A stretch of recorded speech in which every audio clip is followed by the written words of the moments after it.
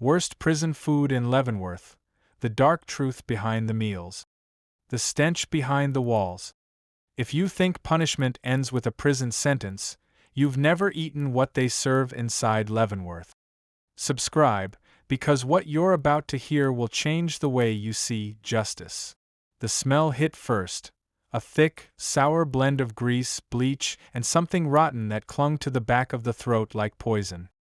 Inside Leavenworth Federal Penitentiary, Kansas's looming fortress of concrete and barbed wire, the kitchen had always been an afterthought, a place where the air never seemed to move and the walls themselves seemed to sweat.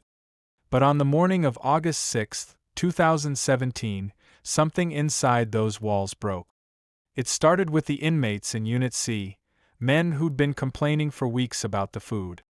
The casseroles looked green, the bread had spots of fuzz, and the meat, if it could even be called that, oozed a strange, gray liquid when cut open.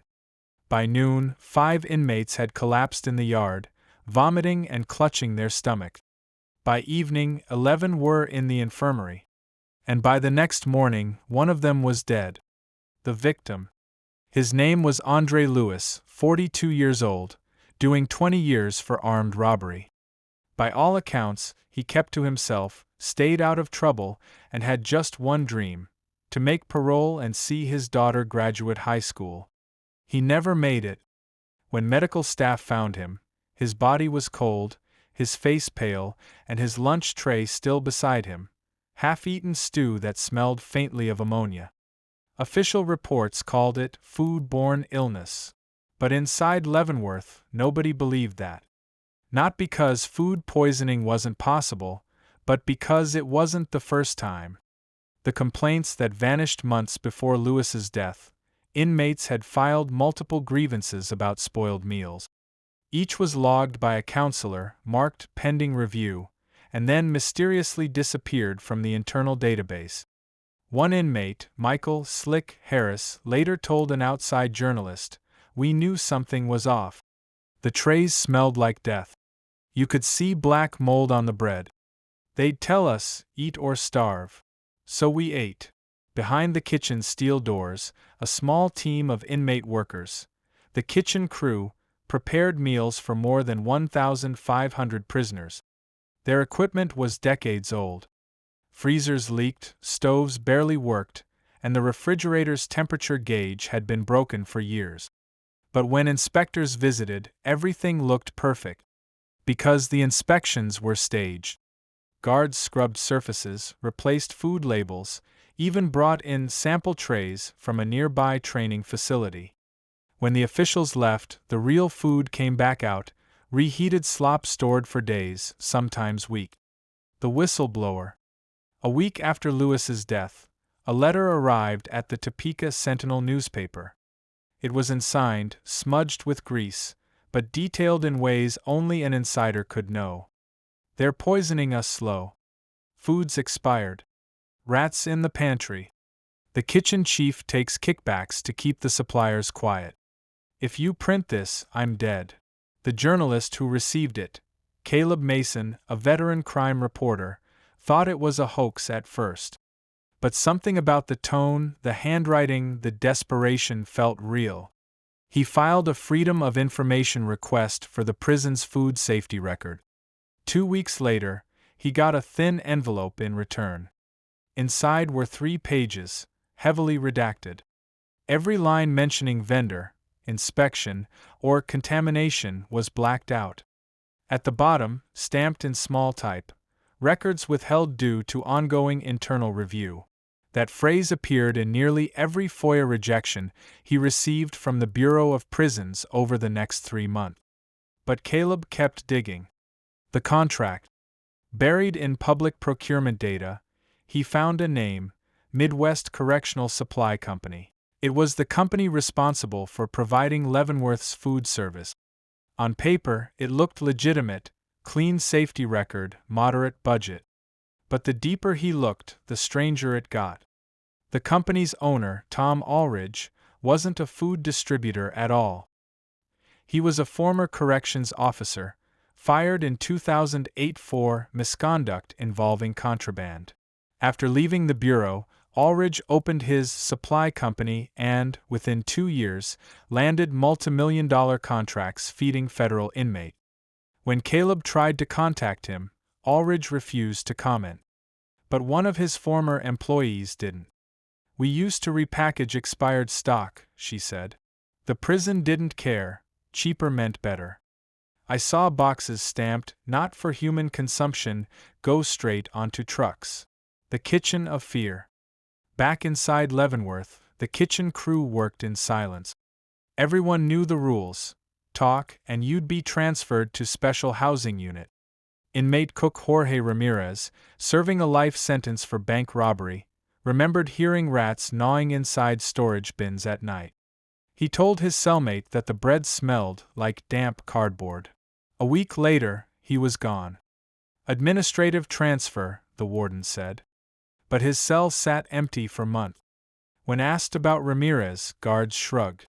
"Probably shipped out," they'd say, never meeting anyone's eyes. Then, one night, the kitchen caught fire. The fire. It started small, a flicker near the fryers during dinner prep. The grease ignited, flames leaping up the wall. By the time alarms went off, smoke had filled the corridor. Inmates screamed. Guards yelled for order. And in the chaos, the sprinkler system failed. Later, reports would call it an electrical malfunction. But one photograph, leaked weeks later, told a different story. In the corner of the kitchen, near the freezer, investigators found a pile of shredded paper soaked in cooking oil. It looked deliberate. Someone wanted the evidence gone. The next morning, the kitchen supervisor, a man named Chuck Latham, was found dead in his car outside the prison parking lot. A gun in his hand, a note on the dashboard. Couldn't take it anymore. But there was no gunshot residue on his hands. The cover-up. Caleb Mason drove to Kansas the next day, hoping to speak to anyone still inside. But visitors were suddenly restricted, and calls from inmates were temporarily suspended. He eventually reached a retired officer who'd worked under Latham. The man agreed to meet off-record at a diner outside Topeka. He looked nervous, kept glancing at the door. "Chuck knew too much," he said quietly. "He kept records. Dates, shipments, everything. He was gonna go public. The fire wasn't an accident."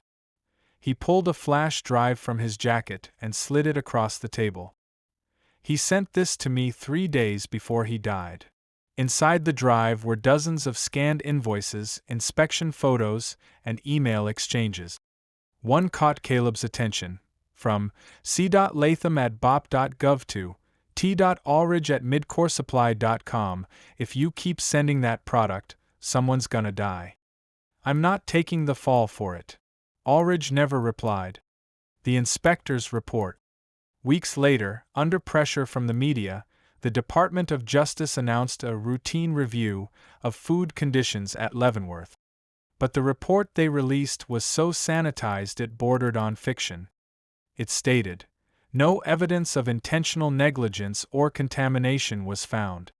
Kitchen conditions meet federal standards." Buried in the appendix, though, was one strange detail, a single line referencing unavailable digital maintenance logs for July-September 2017. Those were the exact months surrounding the fire. The connection. Caleb connected the dots. The missing logs, the fake inspections, the falsified reports. But one piece was still missing: how the spoiled food kept passing through federal oversight. Then he got a call from a source inside the Bureau of Prisons, a woman who refused to give her name but said one thing before hanging up: "Check the commissary." It made no sense at first. But when Caleb compared budgets, he noticed that the prison commissary, where inmates could buy snacks and essentials, had a massive surplus. Thousands of dollars of inventory unaccounted for. The explanation was horrifying. They were recycling the food. Expired commissary items, old chips, sauces, canned meat, were being ground, mixed, and reused in daily meal prep. It wasn't just corruption. It was an economy of decay. The families fight. Andre Lewis's daughter, Maya, refused to let her father's death vanish into another bureaucratic file. She hired a lawyer and filed a wrongful death suit against the Bureau of Prisons. Her case was dismissed twice, insufficient evidence. But Caleb's investigation changed that. He published his findings in the Sentinel, and the story exploded nationwide. CNN, The Guardian, Vice, everyone picked it up. Congressional hearings were announced. But before the hearing date, Caleb received another package. No return address. Inside were photographs, grainy, taken inside Leavenworth's kitchen. One showed the same gray stew on a tray. Another showed the freezer door open, boxes of meat marked, "Do not consume, animal feed only." And in the final photo, scrawled across the wall in red marker, someone had written, "They're still feeding it to us." That night, Caleb got a call from an unknown number. A man's voice whispered through static, "You think Leavenworth's the only one? Check Yazoo. Check Florence. It's all connected." Then the line went dead. Caleb sat in silence, the phone still in his hand. The Leavenworth scandal wasn't an isolated case. It was part of something bigger, a network of corruption running through the very core of America's prison system. And somewhere, in another kitchen, another inmate was lifting a spoon to his mouth, unaware that the same system was still feeding him death. The corruption network. Rain lashed against the newsroom windows, each drop echoing like a ticking clock. 3 weeks had passed since Caleb Mason's article on Leavenworth detonated across the country. But the victory felt hollow. He'd expected outrage, reform, maybe even resignations. Instead, he got silence. A federal statement dismissed the reports as unsubstantiated. Officials blamed a rogue contractor. Leavenworth's kitchen reopened within a month. Same cooks, same management, same supplier. And then another death. A federal inmate at Yazoo City, Mississippi, collapsed after eating dinner. Same symptoms as Andre Lewis. Vomiting, organ failure, rapid dehydration. The autopsy listed unknown toxins. That's when Caleb knew Leavenworth wasn't an outlier. It was a blueprint. The pattern. Caleb spent sleepless nights mapping contracts, supplier names, and inspection reports from dozens of federal facilities. The same companies kept reappearing: Midwest Correctional Supply, Baco Logistics, North Ridge Distribution. Different names. Same parent owner. Michael Vaughn. The same man who'd once held food contracts for San Quentin. Vaughn's network reached across the country: private prisons, federal facilities, state correctional centers. A chain of supply that fed hundreds of thousands of inmates every day. Each company was independent, but their mailing addresses pointed back to one corporate hub in Arlington, Virginia, a post office box registered to Vaughn Industries, LLC. The paper trail wasn't just dirty. It was designed to disappear. Caleb sat back in his chair, staring at the board on his wall. Red string-connected maps, invoices, death reports. In every cluster, the same words repeated: foodborne illness, missing inspection, contract renewal. He finally said aloud what he already knew: this isn't negligence. It's organized. The prison broker. Through an old contact at the Bureau of Prisons, Caleb managed to track down a former procurement officer, Sharon Eckers, retired, mid-60s, chain smoker, living in a trailer outside Kansas City. When he found her, she wouldn't open the door. Not until he mentioned Vaughn. Her face went pale. She led him inside, locking the door behind them. The air smelled like dust and menthol cigarettes. "You want to know how the food deals work," she said. "It's simple. You don't ask questions." She poured 2 cups of bitter coffee and sat opposite him.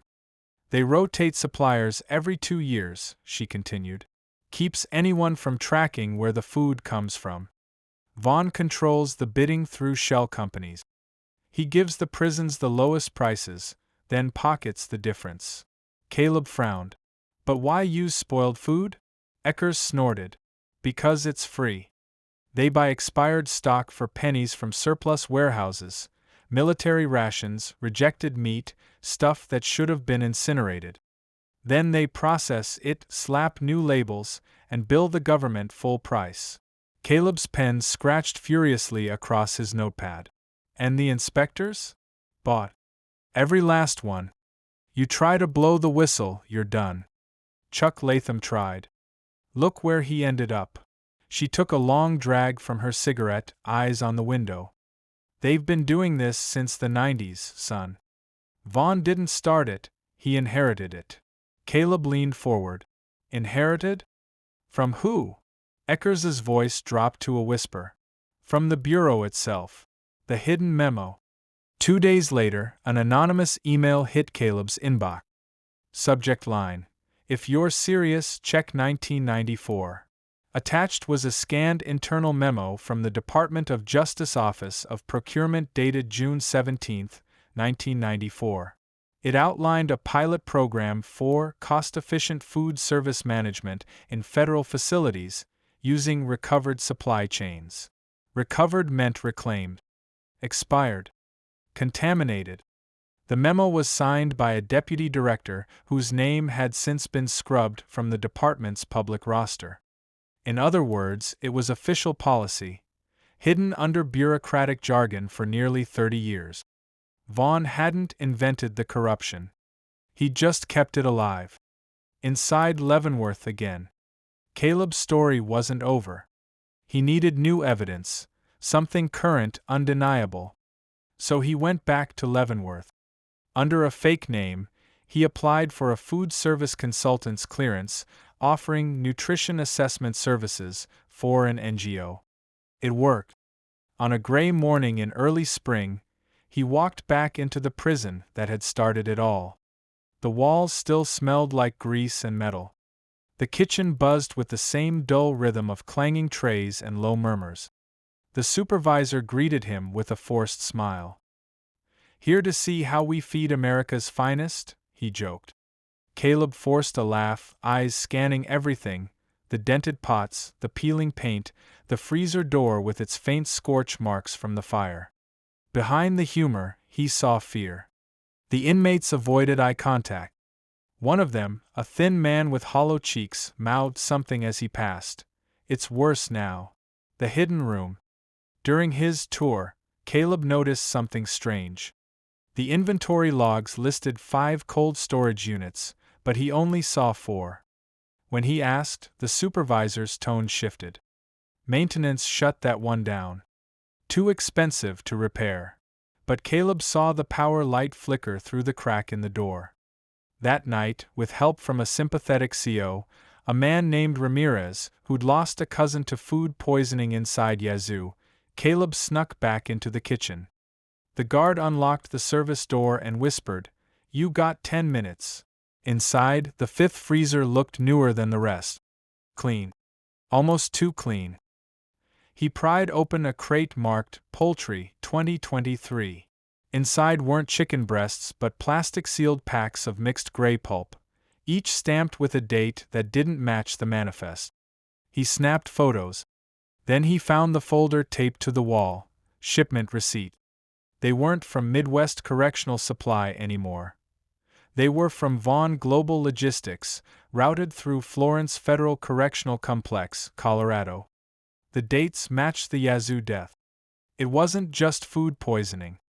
They were distributing spoiled food from one prison to another, rot passed from hand to hand like currency. The confrontation. Caleb leaked the new evidence to a contact at the Washington Ledger. Within 48 hours, Vaughn's office released a statement calling the documents fabrications.